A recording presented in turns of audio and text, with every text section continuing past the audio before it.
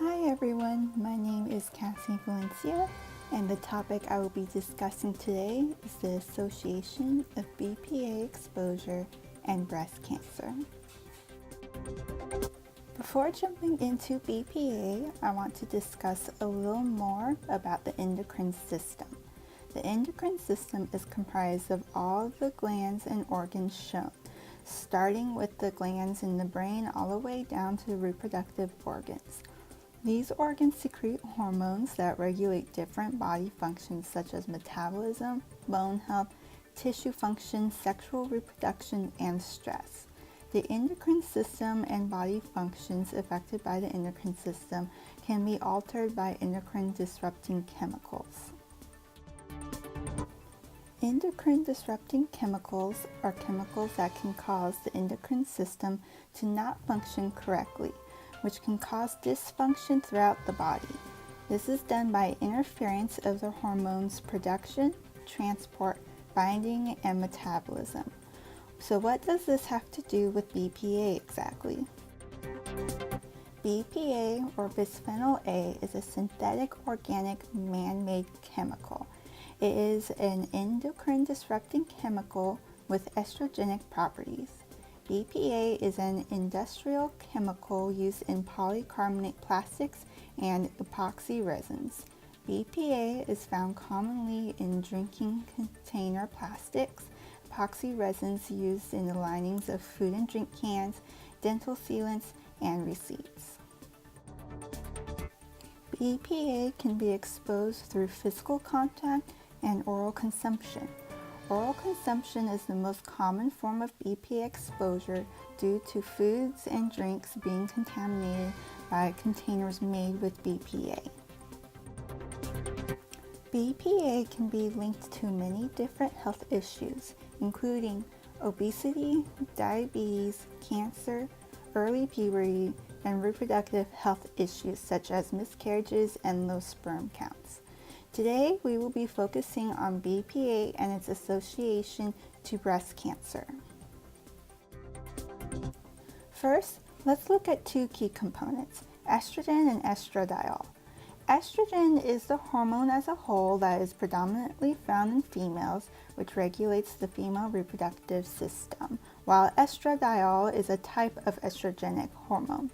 BPA's structure is similar to estradiol and is seen to mimic estrogenic properties. BPA alters the functions of the female reproductive system by binding to estrogen receptor-related gamma, and the G-coupled protein receptor. In a study done by Munoz de Toro, rodents were introduced to BPA through mini pumps and given 250 micrograms of BPA per kilogram of their own weight. Prenatal exposure of BPA in these rodents accelerated their mammary gland growth as a whole, but also showed delayed ductile elongation, reduced stromal proliferation, and fewer terminal end buds in mammary development. These prenatal exposures also increased tumor multiplicity as well as decreased tumor latency in the mammary glands. The rodent's exposure to BPA in this study is different to humans' exposure to BPA. Human exposure is predominantly through oral consumption, causing it to metabolize in humans differently. Plus, the dose quantity that these rodents took in this study is much different than the daily exposure intake that humans face. The tolerable daily intake of BPA in adults and children is 0.05 milligrams per kilogram of body weight. So for example, I calculated myself. I am 125 pounds, so my tolerable daily intake of BPA is about 2.8 milligrams. That's a little under 1/5 of a tablespoon. According to Gaines, who wrote the review Dietary and Non-Dietary Exposure to Bisphenol A, the average exposure to BPA through food that one would encounter is much lower than the average tolerable daily intake. The percentage of polycarbonate plastics produced that are used in materials that come into contact with food is about 3%, while the percentage of epoxy resins produced that are used in materials that come in contact with food and drink is about 10%.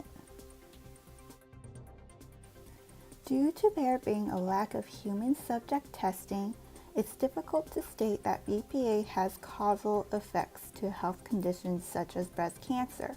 However, BPA does play a role in increasing the susceptibility of being diagnosed with breast cancer and other health conditions. Even if having a daily tolerable intake of BPA makes you suspicious, there are many ways to prevent exposure to BPA products. Look at the labels of plastics in cans for BPA free. Avoid canned foods and use fresh or frozen foods instead. Replace disposable water bottles with reusable aluminum or glass bottles. If you do use containers with BPA, make sure not to put them in the microwave or have any exposure to heat. The heat can cause BPA to be released for exposure at a faster rate. Thank you for watching this video on BPA and Breast Cancer Association. These are the sources that I used and referred to for this presentation.